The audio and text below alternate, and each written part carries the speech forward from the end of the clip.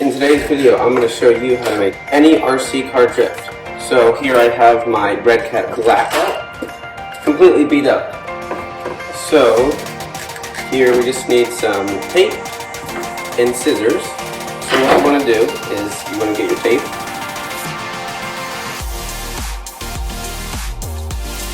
And now put it on the wheels, and you want to lay it so when the car's wheels rotate forward, it won't whip up. So put the tape on, rotate the wheels like in the direction they go forward, and just do that around like 2 times.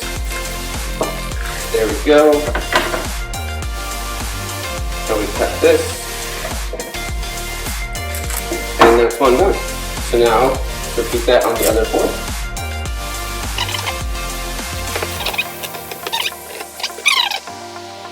Alright, and now I have all 4 tires on, and now we're ready to go. Alright, and here's my custom indoor racetrack I made. I'll link that video about it in the description. But here we go, let's see how it works.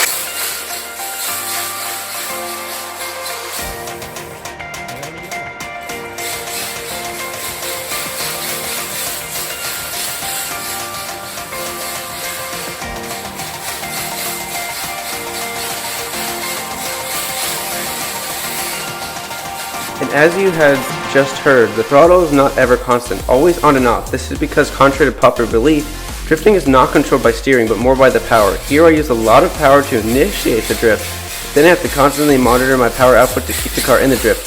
Hence why drifting is so difficult and held to the professionals, not idiots like me.